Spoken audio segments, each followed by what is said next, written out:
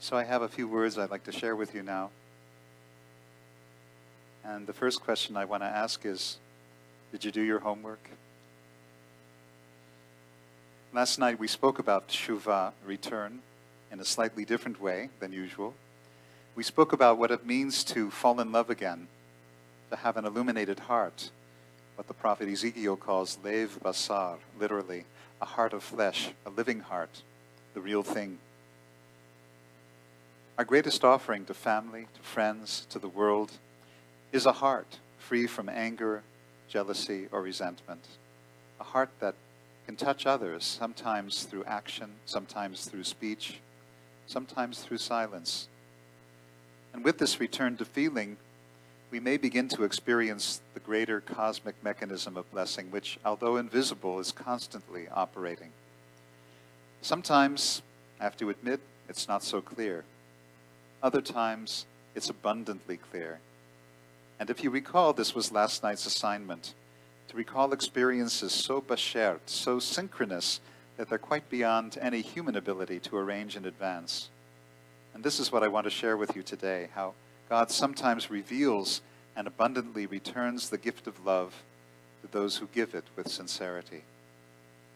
These stories come from a friend of mine, Rabbi Michael Shapiro of Phoenix, and if you ever happen to visit Phoenix, I highly recommend that you look him up. One of Rabbi Shapiro's friends in school was the child of Holocaust survivors. The father of this boy came from a long line of Hasidic Rebbes, and had it not been for Hitler, both the father and the son would have been the Rebbes of this community. As it was, having survived Auschwitz, the father could no longer be an observant Jew.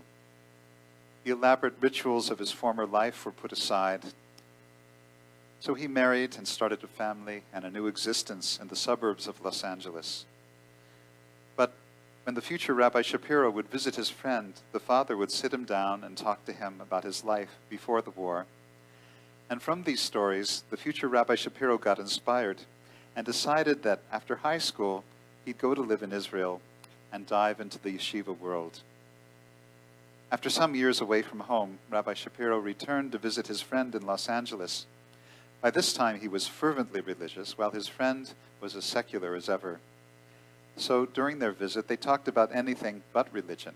Nevertheless, Rabbi Shapiro's friend somehow got inspired to become an observant Jew, and his sister joined him on the religious path. Before long, they decided they'd honor their father by purchasing him the very best pair of tefillin that money could buy. Now, if you're at all familiar with tefillin, you know that a good pair lasts a lifetime and costs well over $1,000. In those days, it probably wasn't very cheap either. So Rabbi Shapiro's friend asked his sister what she could contribute. She said, "I was in an accident, and my driver's side door is smashed in. I just saved up enough money to fix it, but let's take the money and buy the tefillin before I change my mind." So they hopped in her car, put down the money, and tefillin in hand, walked back to the car. However, when they arrived, they found a note on the windshield. It said, "I'm so sorry I hit your car. I want to pay for the damage. Here's my insurance information." So what happened? While they were in the store purchasing the tefillin, a car had run into the driver's side door at the precise spot of the previous accident. What were the odds of this happening? The insurance settlement exactly covered the cost of the tefillin. So you could say that divine providence came out of hiding, as it were, as if God were saying, "I'm here. I've always been here, and I'll always be here." So another story. Rabbi Shapiro's newly religious friend hadn't cracked a Bible in a very long time, but now he began to study, and he was so moved by what he read, he was literally wetting every page with his tears. And in the middle of one of these sessions, suddenly there was a knock on the door. It was his mother. "You promised to light the barbecue and cook dinner for us." So he put down the Bible, dried his tears, lit the barbecue, and put on some steaks. Just then he realized it was time to pray the afternoon service. Now, he hadn't prayed since he was a little boy, but now the impulse seized him. So he figured, while the steaks were cooking, he'd daven mincha. Now, the main prayer in the afternoon service is the Amidah, the silent standing prayer. And if you go strictly by the book, once you begin the Amidah, you don't stop for anything. However, as he got into his prayers, suddenly he heard snap, crackle, pop. And peeking out of the corner of his eye, he saw that the stakes were now entirely engulfed in flame. And he heard his mother shouting, "The stakes! The stakes!" Now, he was in the middle of a prayer he knew he couldn't interrupt, yet he wanted to save dinner. What could he do? He decided, I'm not going to interrupt this prayer for anything, come what may. And just as he made this determination, suddenly a wind came up, a cloud appeared, and it began to rain. Miraculously, the rain put down the fire just enough so that the steaks were done exactly the way his parents liked them. I want to share one more story. This happened here in Winnipeg. There was a stillbirth. The family and I were at the cemetery, and there was very little to relieve the gloom. The sky was overcast, the cemetery was muddy, and there was a sad, shallow little grave into which we were about to place the tiny coffin. I performed a brief service, and then the moment came for the Zedek to place the coffin in the earth.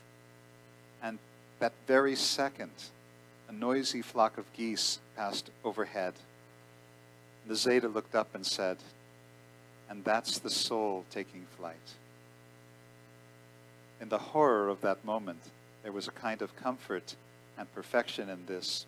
And once again, it was something quite impossible for any of us to have planned. Ani lidodi vidodi li. I am my beloved's, and my beloved is mine. I am my beloved's, which is to say, I need to make the first move. I need to make my offering. I need to fall in love again. And then, ideally, my beloved is mine. Ideally, God and the universe move from their side and return the gift of love to the one who gave it. The specifics hardly matter. I could be cooking a steak, making a prayer, reading a book, buying a gift, or performing a funeral. What really matters is where my attention is. That's what's primary. And if I put my whole self into these activities with sincerity, I'm learning how to love again. Ani lidodi. With my awakened heart, I give attention to my beloved, vidodi li. And the beloved one reveals divine providence back to me. Divine providence, when it comes, shows me I'm never really alone.